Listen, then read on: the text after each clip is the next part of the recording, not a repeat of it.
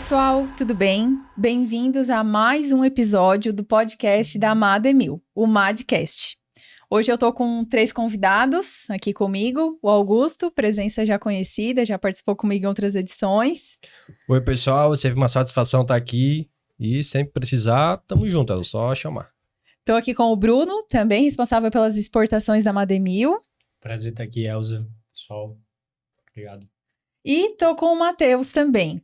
Primeira vez aqui do Matheus nesse podcast. Matheus, apresenta um pouquinho aí da tua história. Olá, pessoal. Fui meio que assim, convidado, assim, né? Meio imposto ali, mas estamos aí para ajudar ali, para conversar um pouquinho. Eu comecei na Mademil mesmo há 3 anos, só que já estou no grupo aí, nas empresas ali já desde 2018. E agora eu sou responsável pela parte de custo, também estou metido com PCP, com a parte de estratégia comercial. Estamos aí, né? O que puder para resolver. Um pouco de tudo. Severino. Então tá. Nosso episódio de hoje é sobre acoplamentos. Então a gente vai ter uma conversa bem legal aqui sobre um dos principais itens da Mademil, né? Junto com as polias. Faz bastante conjunto aí na questão de elementos de transmissão. Então a gente vai entender um pouquinho mais sobre aplicações, falar sobre o acoplamento da Mademil em si, o diferencial dele.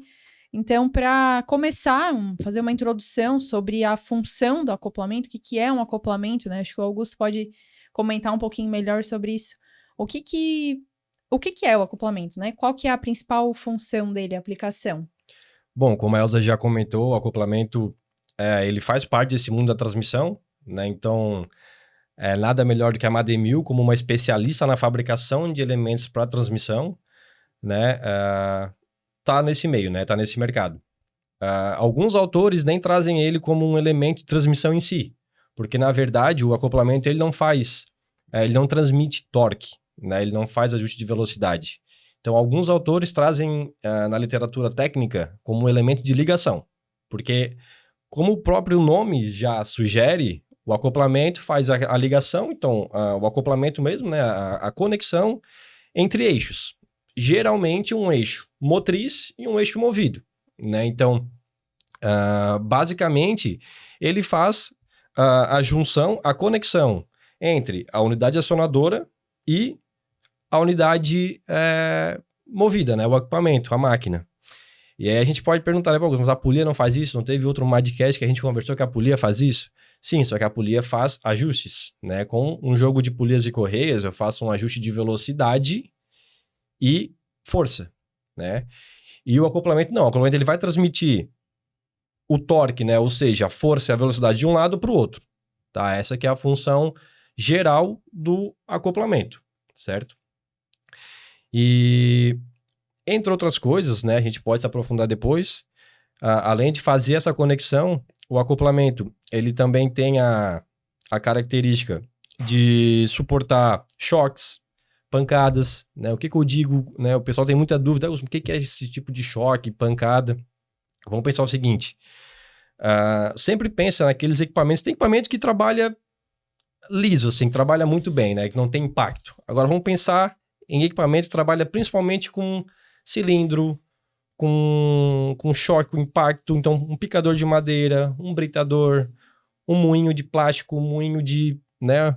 Uma moega, misturadores. Então, assim, sempre que eu tiver 2 cilindros girando ou algum tipo de serviço que envolva impacto, eu corro o risco de dar aquelas trancadas. Porque se eu tenho equipamento para uma determinada capacidade, eu vou dimensionar o meu motor para trabalhar naquela capacidade nominal. Não faz sentido eu ir lá e superdimensionar o meu motor, gastar, né, um custo absurdo para o motor ter a força para vencer aquela situação atípica que deve ocorrer, que nem deve ocorrer primeiramente, né? Mas a gente sabe que sempre, né, existe a chance.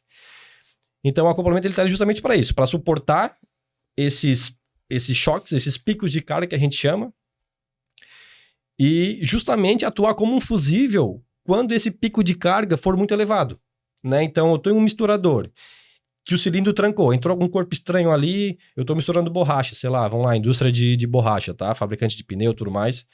Então, a borracha entra e tem algum corpo estranho naquela borracha ali. E os cilindros que laminam a borracha travam.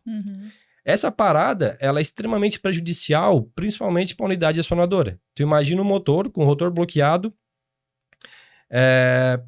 né? Ele não consegue vencer aquilo ali. Então, se a gente olhar o gráfico de corrente numa situação dessa, aquela corrente que vinha nominal, com o equipamento fluindo, o motor trabalhando bem, quando ele dá uma trancada dessa, ele começa a consumir mais corrente, né? Então ele começa a fazer o quê? Esquentar, né? Porque ele quer vencer aquilo ali, então ele consome mais corrente. O motor, ele vem projetado de fábrica já para trabalhar com conjugado, né? Então, com o rotor bloqueado, existem catálogos disso, tá? Os fabricantes de motores trazem catálogo, então tempo de rotor bloqueado são segundos, tá? Então que o motor pode ficar parado, né? Com esse pico de carga, assim, com esse trancaço que a gente chama. O que pode acontecer se aquilo ali persistir? Mas acho que o principal dano é o motor queimar, né? Tu imagina tu perder um motor, né? O motor hoje, dependendo da potência aí, nesses equipamentos que fazem esse tipo de processamento de material, geralmente são motores de média para alta potência. Então, é uma brincadeira bem cara, né? E esse carinha aqui, ele atua justamente como um fusível. Ele foi feito para quebrar. Exatamente. Assim, para salvar, né? Para salvar a transmissão, né? O conjunto nesse tipo de situação, né? Então, além de tudo isso, de fazer a ligação, né? Tem algumas particularidades também da nossa linha, que a gente vai comentar mais para frente, provavelmente. Ele também atua como fusível, justamente nessas situações onde ocorrem picos de cargas inesperados, e aí para proteger motor, principalmente, mas também se tiver caixa de redução de engrenagem, protege também, protege mancal, tá? Ele serve como um elemento de proteção, tá? De vários outros elementos que fazem parte da transmissão do conjunto. Digamos que ele vai garantir que tudo continue girando normalmente, né? Então ele vai dar Exatamente. E essa aí, garantia, né? Isso. E quando ocorre uma situação dessa, a gente espera que ele quebre, que ele rompe. Porque ele rompendo, pela inércia, o motor continua girando, eu consigo ir lá e desligar. Né? Eu consigo ir lá e... dos componentes, né? Exatamente. Porque tu imagina, aconteceu esse tipo de coisa. Eu consigo pular dentro da máquina para destrancar? Não dá. Né? Então, ou eu vou ter que correr para desligar, né? Cortar a energia elétrica, mas isso é um equipamento que não trabalha com a supervisão de alguém. Né? Isso é um equipamento que fica, um misturador que fica no meio da fábrica, entre tantos outros, que não existe a supervisão de um operador direto, ou o cara tá de repente um pouco mais longe. Então, essa característica de proteção é uma das mais importantes que eu considero do acoplamento.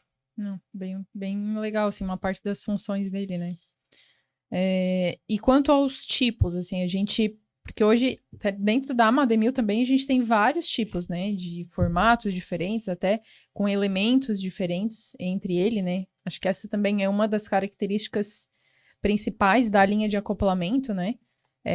A gente sabe que no mercado existem vários modelos para várias aplicações diferentes também. E a Mademil trabalha com uma determinada linha, né? Mas como é que a gente diferencia isso? Tem determinados modelos que são para um segmento ou não? Como é que a gente faz essa diferenciação? Existe bastante tipo, tá? Bastante formas diferentes. Eu vou citar aqui os principais, né? A gente tem os acoplamentos rígidos, a gente tem a linha flexível ou elástica, depois a gente pode comentar um pouco mais sobre essa diferença, que é o que a Mademil trabalha, tá? Então, que é a nossa linha. Existem os hidrodinâmicos, tá? Que trabalham com fluidos. Aí já é uma categoria muito assim, uma aplicação, né? Completamente outro nível de exigência, tá? E existem os móveis também, enfim. A gente usa um acoplamento todo dia. A embreagem do carro é um acoplamento. E se a gente for parar pra pensar. E às vezes tá nem no sabe. Dia a dia, nem... Exatamente. Então, é um tipo de acoplamento, né? Então, a nossa linha é a elástica, né? Justamente porque, como a Elza falou, né? A gente tem vários tipos, né? Vários modelos. Mas todos são compostos por 2 cubos rígidos, né? Que vão sustentar os eixos, né? O eixo, chaveta. E todos são ligados por uma junta de propriedade elástica, né? Seja em borracha nitrílica, seja em poliuretano, seja correia, seja... O pino que é envolto de borracha, né? Mas tem de capa de nylon, né? Então tá aí essa diferença, tá? Porque o pessoal diz, o que é flexível, o que alguns chamam de elástico? Eu, sinceramente, eu nunca achei uma definição técnica para isso, né? Não achei em literatura se existe diferença. O que eu considero? O elástico, alguns trazem como sinônimos, tá? Elástico e flexível, alguns fabricantes trazem como sinônimo. Eu considero que o elástico, ele tá dentro do flexível, né? Então, eu acredito que borracha, o PU, a própria correia, esses caras, eles possuem propriedade elástica, né? A gente vê que eles têm um percentual de deformação maior, por exemplo, a capa de nylon, né? A capa de nylon é flexível, né? Ela tem ali a sua flexibilidade, mas ela não chega a ser elástica. Então, a gente considera dessa forma, tá? E as características individuais dessa linha, quando comparado aos outros, é a capacidade dela do quê? De admitir desalinhamentos entre eixos. Porque, né, lembra que eu falei que ele faz a junção de eixos, certo? Então eu tenho o eixo motriz, tenho o eixo movido. Nem sempre, principalmente no passado, nem sempre eu consigo manter o alinhamento entre eixos. Pô, às vezes é uma máquina que eu tenho que montar em campo. É uma máquina que eu tenho que dar manutenção em campo. Eu consigo levar toda a aparelhagem, os aparelhos, né, os equipamentos? Dá para fazer esse tipo de... A contração térmica, querendo ou não, acaba empenando muitas vezes a base de um equipamento. Então, assim, tudo isso está envolvido, né? E essa família de acoplamentos aqui, ela consegue trabalhar com certo nível de desalinhamento, tá? Então, talvez seja a grande vantagem. Para suportar esse tipo de condição, né? Exatamente. Porque às vezes nem sempre vai ser Exatamente. Coisa que tu não consegue trabalhar com rígido, por exemplo, né? E, além dessa, né, a gente sabe que a borracha, ela tem uma grande propriedade de absorção de choques, disso que a gente falou, e vibração. A vibração também é muito importante, né? Porque se a gente parar para pensar, do que é feito amortecedor? Do que é feito coxinho? De borracha. Por quê? Porque é um material que tem a propriedade, a característica de isolar a vibração.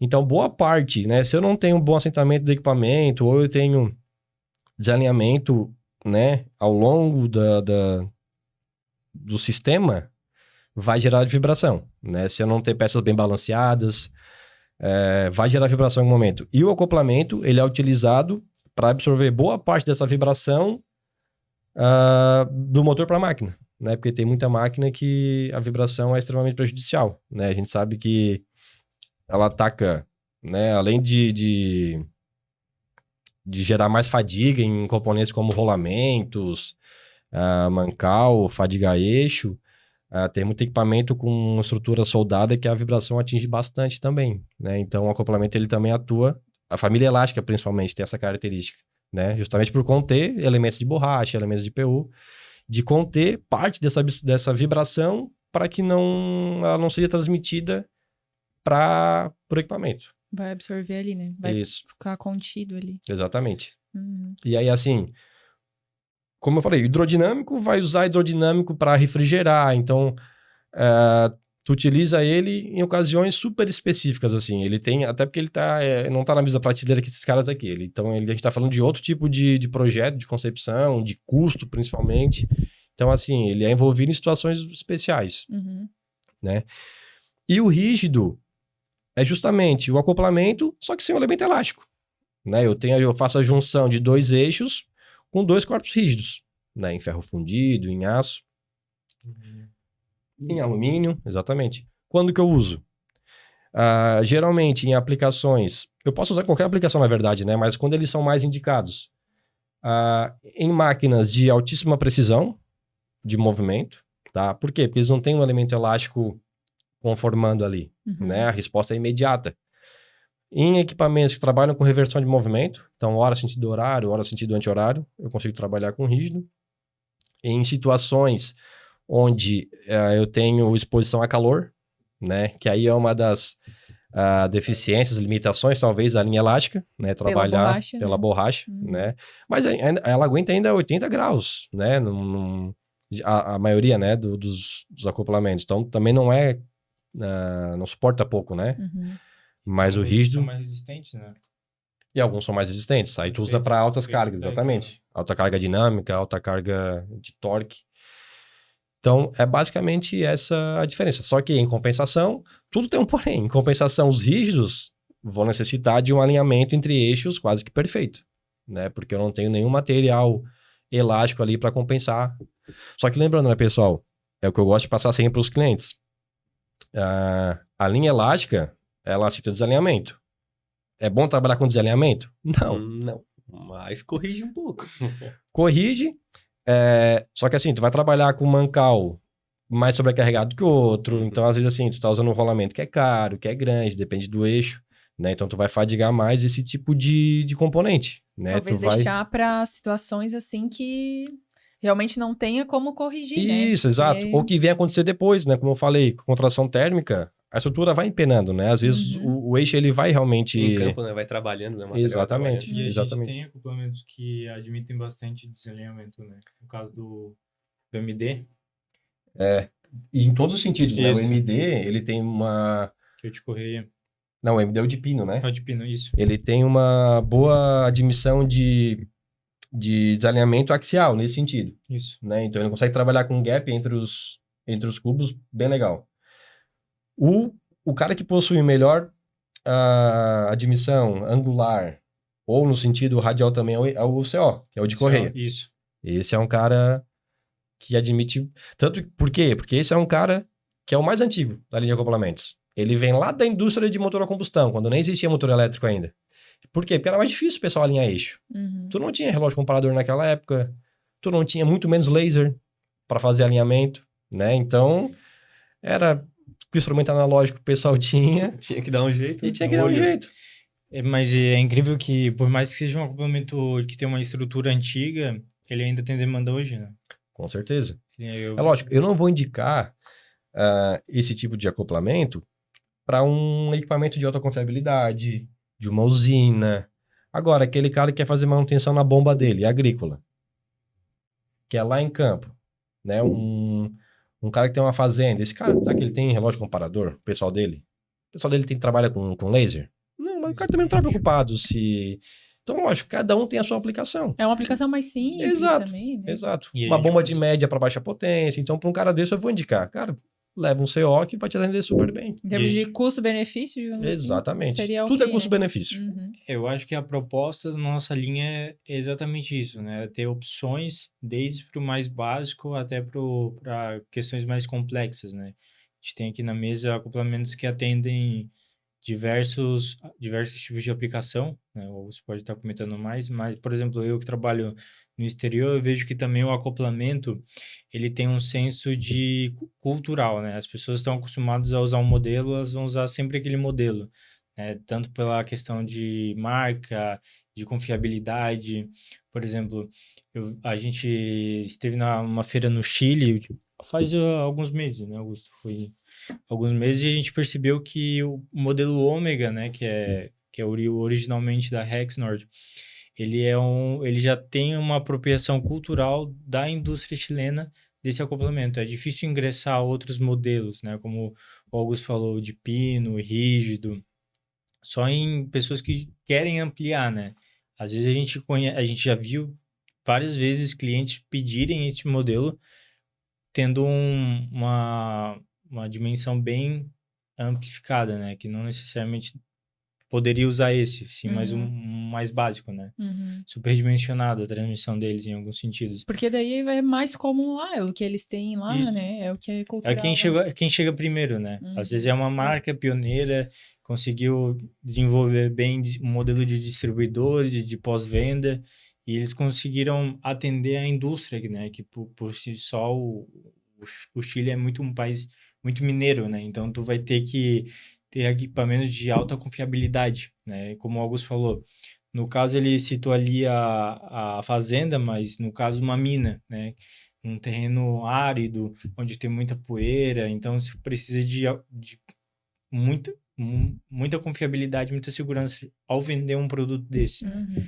Então a Mademil chega com uma proposta de qualidade, de custo, de um produto feito no Brasil, um produto que ele é feito para as demandas que a gente tem aqui, né? Então é muito interessante ver a marca como esse objetivo de atender as pessoas mais do que atender o problema que elas têm, né? Que é atender a persona, né? Aquela que deseja, principalmente o distribuidor nesse caso, né? Que é aquele cara que ele precisa ter um produto de qualidade e também com um produto de margem. Então, esse encaixa muito bem num cliente da Mademil. Uhum. Não, o nosso diferencial, assim, é o que eu sempre falo, né? Falo lá interno, falo para os clientes também, que a gente ainda tem um diferencial lá dentro, que é a parte de dimensionamento. O Augusto participa bastante dessa parte, então já participou, inclusive, com alguns clientes, né? Depois a gente tem aí alguns cases de sucesso aí Sim. para compartilhar. Mas esse é um dos diferenciais, né? E aí vem muito relacionado com essa questão de atender o cliente na sua aplicação, né? A gente tem de uma aplicação mais simples até para uma aplicação mais robusta, né? Então, isso acaba que a gente engloba muitos segmentos, né? Isso é muito bom, assim. É porque, por via de regra, pegando um gancho do que o Bruno falou, a gente tem até uma prática que é orientar o pessoal em caso de reposição, substituir pelo acoplamento, pelo tipo de acoplamento original que veio no equipamento, né? O fabricante que ainda tem a expertise na fabricação daquele equipamento, né? Ele tem o histórico, as características do que é melhor para aquele funcionamento daquele acoplamento. Então, a gente costuma orientar a reposição pelo original, mas não quer dizer que a gente não possa fazer Mudanças, né? mudanças, exatamente. Na questão do Chile, é uma questão cultural, né? Foi o cara que chegou, que atendeu. Esse cara aqui, hoje, primeira prateleira da Mademil, tá? Ele tem, talvez seja o acoplamento com a forma construtiva mais inteligente, tá? Ele permite algumas variações de montagens, ele tem uma manutenção super facilitada, e outras características, né?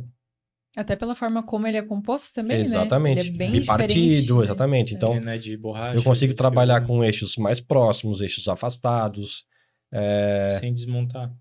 sem desmontar. Eu consigo trocar, né, a reposição aqui, fazer reposição dos elementos, né, depois de um tempo, quando ele tiver gasto, de forma bem facilitada, sai para um lado, o outro, né, o giro eixo. Então, eu consigo trabalhar em locais de difícil acesso, com um espaço bastante comprometido.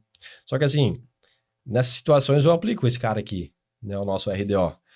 Mas, voltando naquele caso da fazenda, o que vale mais a pena? Eu pagar para usar um RDO ou eu usar um componente de correia? Usar um cara mais simples, de garra, como esse aqui? Que também vai atender, né? Que também vai atender. Vai comprar um RDO, no caso. Sim. É assim, é nesse sentido, entendeu? É. Por exemplo, o brasileiro, ele tá mais aberto às sugestões.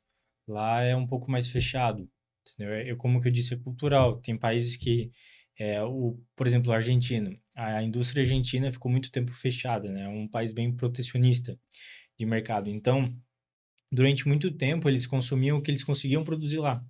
Então, tem vários acoplamentos que têm uma estrutura semelhante com o nosso, que é o elástico, né? Que é alguns de garra.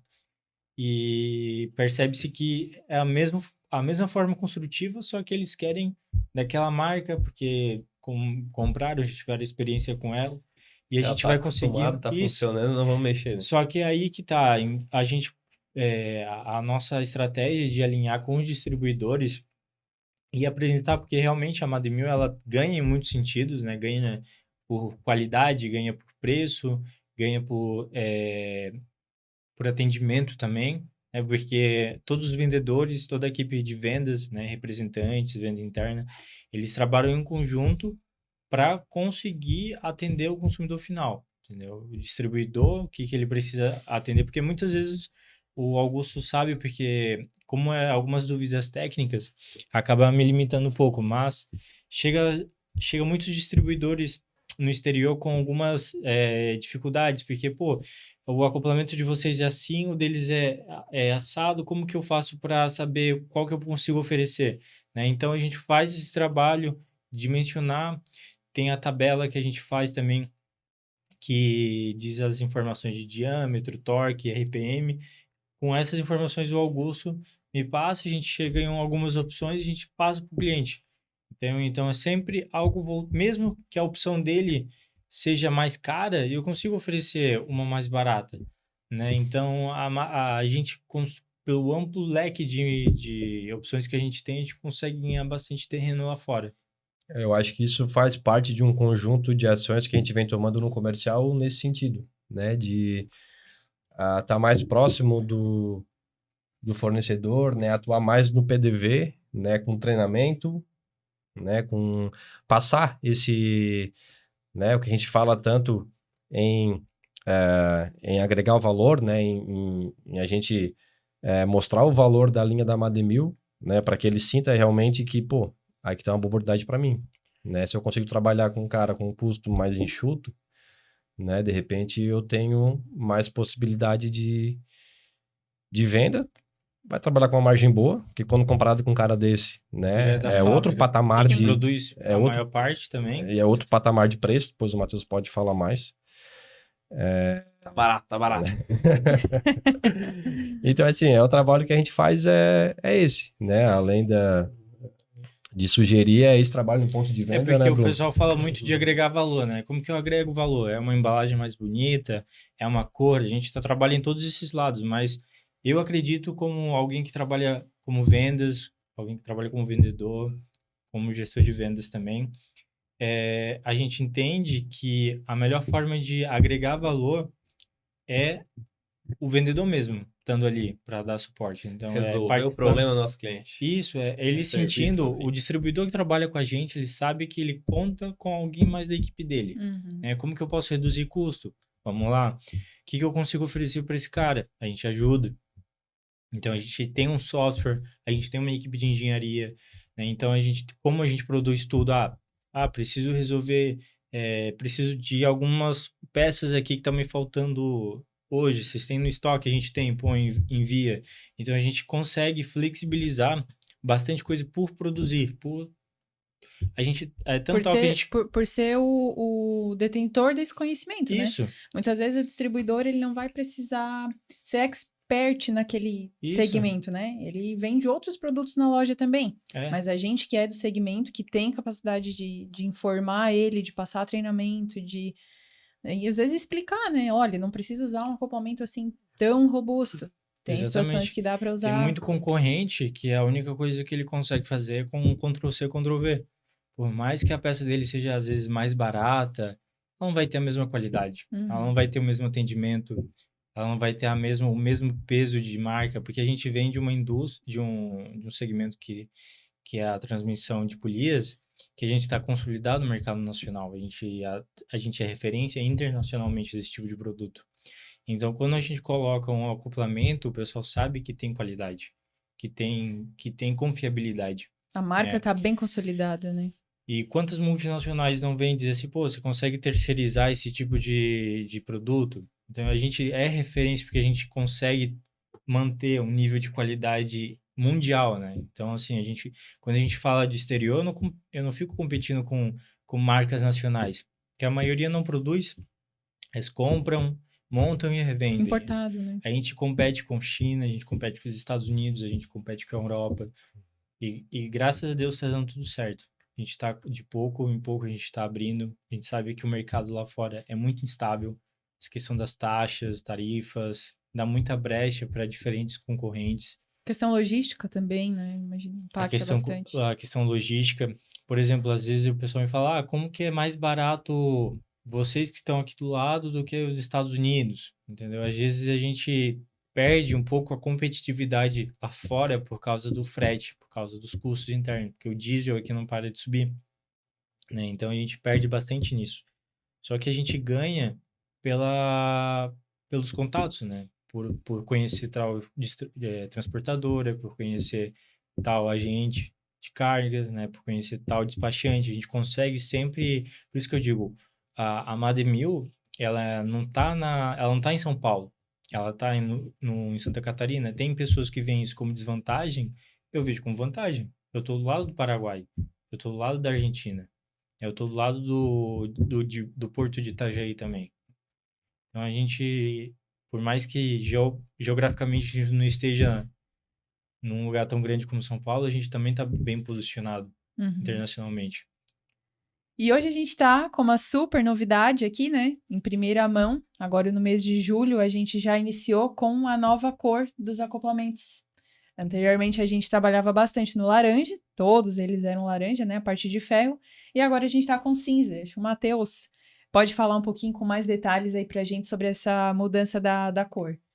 A gente estava numa busca ali na fábrica por padronizar, até porque as polias são em cinza também, e já numa oportunidade de diferenciação no mercado, que todo mundo trabalha com os acoplamentos em laranja a nível nacional também.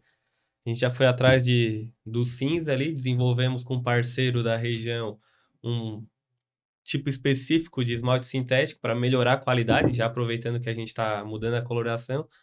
E agora a gente já está mandando esses acoplamentos em cinza aqui, então a qualidade superficial melhorou bastante, a nível de estética melhorou bastante, ele está bem mais bonitinho, né? Já dá de ver assim no pegar, né? Eu não vou. Vocês, quem é cliente vai ver que no pegar na mão a qualidade melhorou e a estética da peça também ficou muito boa. E agora a gente vai conseguir diferenciar o acoplamento da Mademil no ponto de venda também, que daí viu o cinza lá é nosso. A aderência também, quem pegou na mão já constatou, né? Todo mundo que a gente fez os pré-envios, né? Gostou, aprovou. Eu até diria mais, Matheus, diferenciação a nível mundial, tá? Né? A gente teve alguns clientes recentemente no Chile que essa mudança não foi, né, do dia para noite. Do dia para noite, né? Teve bastante estudo, então a gente sentiu essa necessidade, né, Bruno? Em algumas visitas, inclusive no exterior. Isso. Né? E Hoje a presença constante de produtos chineses, como já citou, americanos. Então, a gente precisava se diferenciar, buscar esse espaço da Mademil nesse mercado, que tem muito a crescer ainda, né? Tem muita oportunidade. Então, a gente viu como uma oportunidade para nós, internamente, a hora certa de fazer a mudança. Diferente, né? a gente desenvolveu um adesivo, né, para o exterior. Aqui no cubo vem um adesivo da Mademil com a logo brasileira, né? A bandeira brasileira com escrito Made in Brasil, para fazer essa diferenciação. A gente quer sair desse padrão, né? Dessa onda genérica, digamos Isso. assim. Que alguém lá atrás falou era laranja, vamos fazer tudo laranja e Exato, ficou por laranja. conta da norma, né? Tudo mais, elemento girante. Eu concordo que lá atrás, talvez esse NR12, exato, não era tão atuante. Hoje não se pode mais trabalhar com um elemento girante que não esteja protegido, enclausurado.